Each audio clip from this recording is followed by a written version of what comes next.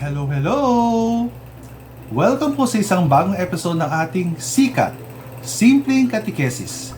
Tulad ng bagong sikat na araw, natin ay pag-asa upang lumago tayo sa ating buhay pananampalataya.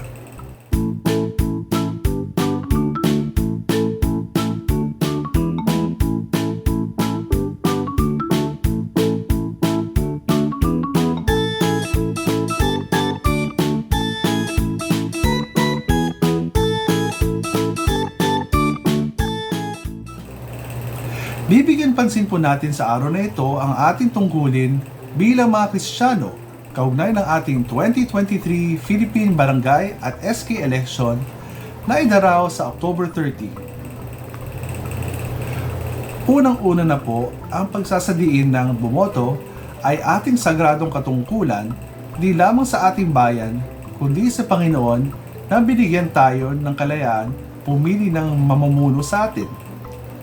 Sa ating paglahok sa eleksyon, dapat nating balikan ang ating mga pinapahalagaan at pinapaniwalaan na sumasalamin sa mga turo ng ating pananampalataya at simbahang Katoliko. Tungkulin at obligasyon natin hindi lamang bilang mamamayan ng Pilipinas, kundi bilang mabuting mananampalataya na makibahagi sa pagpili ng mamumuno sa atin, nakikilos para sa ikabubuti ng ating bayan. Paano natin magagampanan ng buong tapat ang tungkulin ito? Isang paraan ay ang ating pagsuri ng mga kandidato gamit ng ilang objective criteria.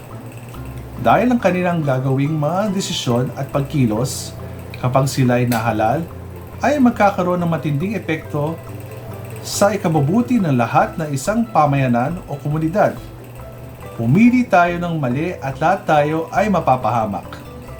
Paano ba natin manalaman kung ang isang kandidato ay kikilos para sa ikabubuti ng lahat?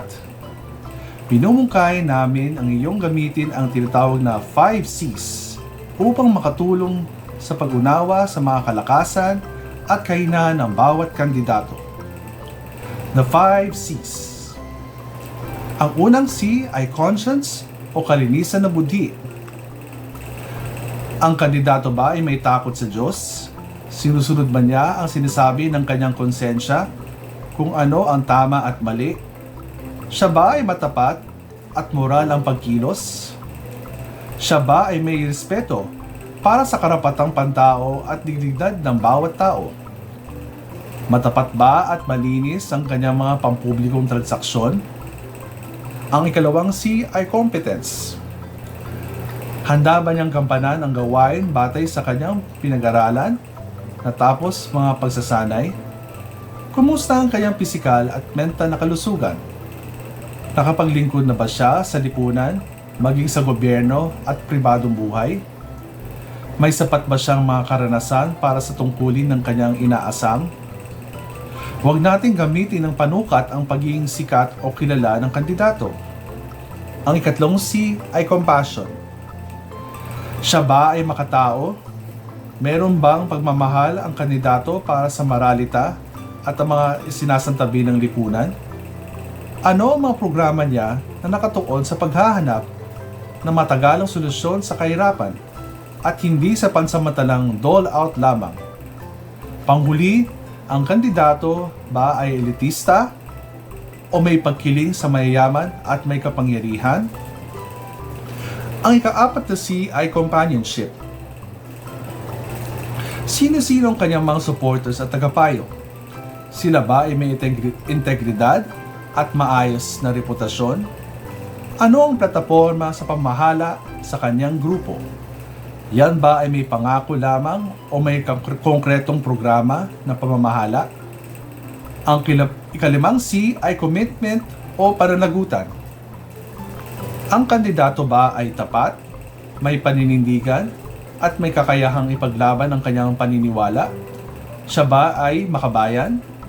Ano ang kanyang sinasabi sa mga usapin tungkol sa pangangalaga ng kapaligiran, pagpapatibay ng kapayapaan, at mga programang tumutugon sa kahirapan?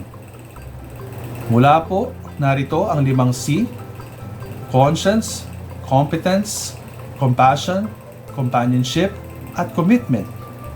na makapagbibigay sa atin na mas paliwanag na larawan ng mga kandidato. Dahil ang mga kandidato ay babagitin lamang ang kanilang kalakasan, mahalaga sa ating mga botante na timbangin sila kasama na ang kanilang kahinaan gamit ang 5 ito. Maglaan po tayo ng sapat na panahon upang sagutin ang mga katanungang ito. Pagnilayan po natin at taimtim na magdasal sa Espiritu Santo na tayo gabayan sa ating mga pipiling iboto. Tayo nang bumoto matapos ang pag-aralan ng gusto ang ating mga kandidato. Para sa Parish Pastoral Council for Responsible Voting or PPCRV, ito po si Paulo Jose Cantilier na nanawagan sa inyong lahat na tumungo sa ating mga presinto sa darating na October 30 at iboto ng inyong mga napiling kandidato. Ang boto natin ay boto para sa ikabubuti ng sambayanan. Maraming salamat po.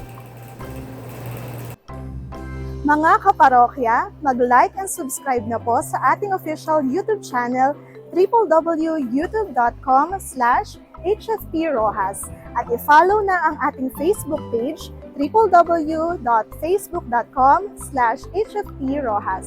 Maraming salamat po mga kaparokya.